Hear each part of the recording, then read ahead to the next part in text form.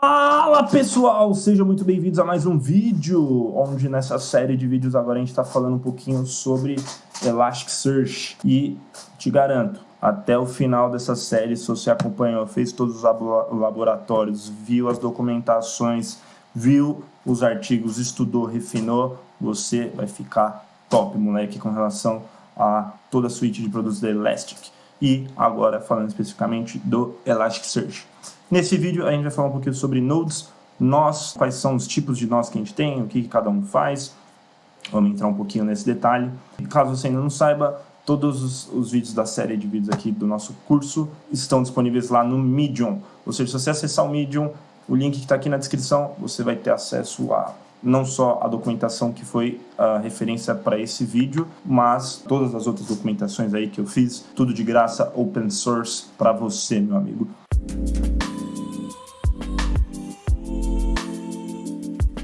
Pessoal, para dar início no nosso conteúdo, a gente vai começar com um slidezinho aqui bem tranquilo, falando um pouquinho o que são os nós. O nó, ele é o equivalente a um processo do Elasticsearch no ar. Ou seja, na hora que você deu bin Elasticsearch lá, você subiu um nó e talvez um cluster único.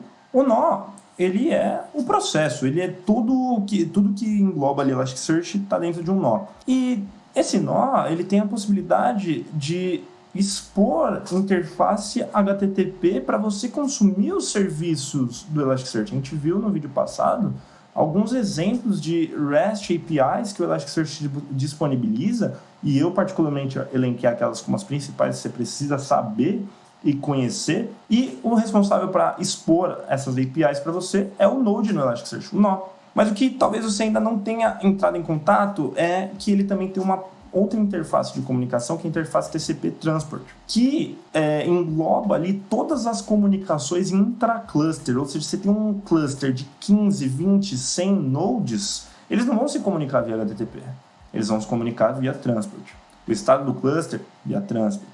Essa interface aí, ela é transparente para quem é end user, a gente praticamente não interage muito, mas ela é de suma importância aí para as comunicações, por exemplo, para federar um nó num cluster. Ele sempre utiliza ali a porta 9300, que é a porta de transport. E os nodes são responsáveis por gerenciar os recursos do cluster. O que isso significa? Se a gente parar para pensar um pouquinho, a gente tem alguns recursos disponíveis no nosso cluster. A gente tem a exposição, a interface HTTP.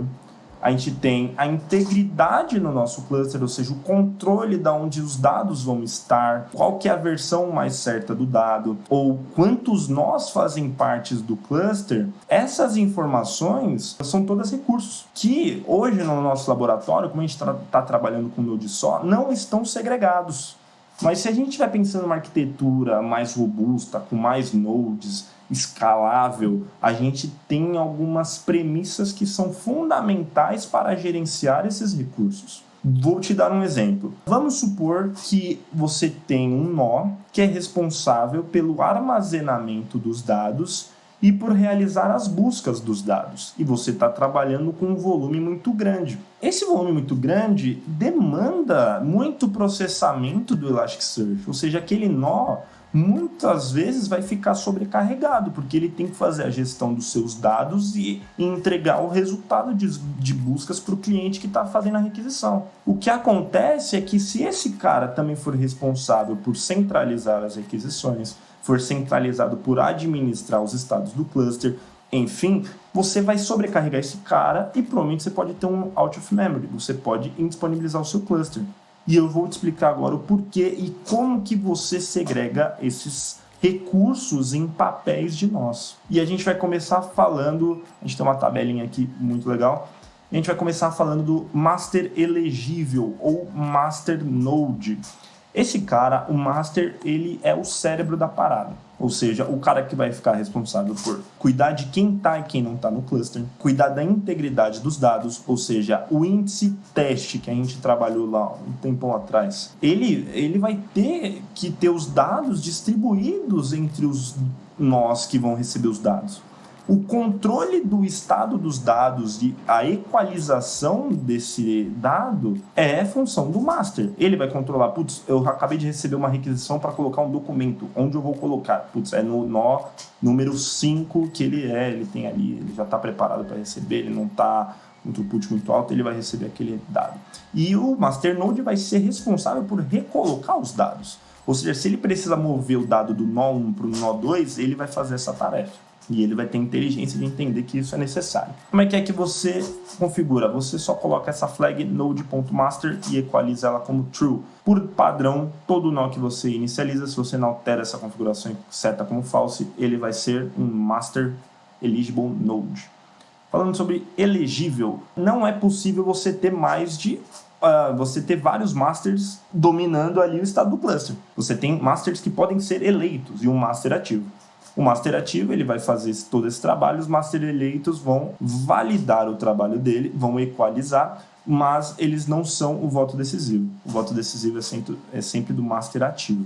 Nós temos os data nodes, por default, sempre habilitado, é o nó que vai ficar responsável por armazenar os seus dados, e não só armazenar os seus dados, ele vai ser responsável por realizar as buscas dentro dos seus dados. Temos o ingest node. Ingest node é um conceito que a gente vai ter um tópico, ou ingest, na verdade, ingestão, a gente vai ter um tópico só para falar de ingestão. O que é? É um processo para você enriquecer os dados pré-indexação. Ou seja, vamos supor que você está indexando um volume altíssimo de dados, um log lá de uma aplicação sua, vamos supor, e nesse log, o campo unidade federativa, o F, está vindo como minúsculo. Ao invés de você alterar lá na aplicação, você pode colocar um pipeline de ingestão para antes dele indexar no Elasticsearch mudar o valor para maiúsculo. A gente vai ver isso na prática quando a gente vai falando lá de ingestão. Por padrão, todo nó é um ingest node e é isso. Coordinator only node. O coordinator vai ser responsável por centralizar as requisições que o cluster recebe. Ou seja, a gente vai tirar o trabalho do Datanode de administrar requisição e realizar agregações e consolidar resultados dos outros nós. A gente vai ver tem uma imagem mais para frente que a gente explica melhor. E a gente coloca um nó só para centralizar isso. Ele não vai cuidar de ingestão, ele não vai colocar dado, ele não vai ser master. Ele só recebe, distribui no cluster de requisição e agrega todos os resultados e devolve para o cliente. Ou seja, aquela responsabilidade de devolver a resposta para o cliente centraliza no Coordinator Node e você tira esse papel aí dos Data Nodes ou do Ingest Nodes que você está usando. Ou do Master Node também. Machine Learning são nós que vão ser responsáveis por rodar os jobs de Machine Learning que você tem ali no seu cluster. Um detalhe, processos de Machine Learning costumam demandar bastante do servidor, costumam demandar bastante recursos. Portanto, é muito recomendado para a produção você segregar nós de Machine Learning. Um ponto de observação muito importante é que Machine Learning, todos os recursos de Machine Learning, a maioria deles só estão disponíveis nas versões licenciadas do Elastic. Lá no nosso artigo referência para esse vídeo aqui, ele tem uma tabelinha lá dos recursos que estão disponíveis, quais que são open source, tem um só que é open source, se eu não me engano. Você pode dar uma checada lá, que vai ser top.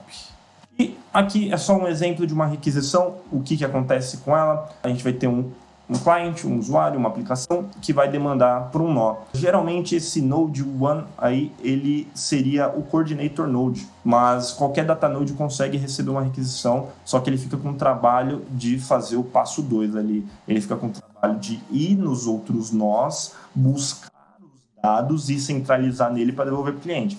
Por isso que a gente deixa o Coordinator Node com essa responsabilidade, porque isso demanda bastante recurso. Ou seja, ele vai no passo 1, demanda para o Node 1, o Node 1 demanda para os Data Nodes, os Data Nodes devolvem para o Node 1, o Node 1 consolida esse resultado e devolve para o cliente. Beleza? É isso, pessoal, essa parte teórica, vamos ver lá no nosso cluster como é que ele está. Já aqui no nosso cluster, no nosso instalação local, a gente pode utilizar a API Catch Nodes, conforme a gente viu, para mostrar para a gente quais nós estão no cluster, qual que é o master ativo, qual que é o papel de cada nó, ou a gente pode utilizar a API Nodes, que a gente tem um detalhamento muito robusto aqui, build type do nó, a gente tem as roles que ele pode exercer, quais configurações estão nele, aonde ele está instalado. Você tem uma visão bem detalhada, argumento da JVM que ele está carregando, qual que é o tamanho da JVM, enfim. Todos os detalhes do seu nó, ele estará aqui quando você chama API Nodes. Agora, Felipe, quero alterar o tipo do meu nó. O que você pode fazer? Você vai lá na home do seu Elasticsearch, nas configurações, você tem o arquivo elasticsearch.yaml. Aqui dentro, você vai definir algumas informações, como cluster name, node name, atributo do nó, os caminhos que ele vai estar, que ele vai depositar os dados, tudo isso aqui a gente deixou default, a gente fez uma instalação default, e a gente vai aproveitar e vai usar esse arquivo aqui, a gente vai só mostrar como que alteraria. Node.ingest.true. Aqui está um exemplo de como que você configuraria o tipo do seu nome. É só alterar a flag de false para true. Esse aqui é quase que o padrão. A única diferença é que no padrão esse cara aqui está como true também. Agora, quero que esse cara aqui seja coordinator. Para ele ser coordinator, você só deixa como false todas essas.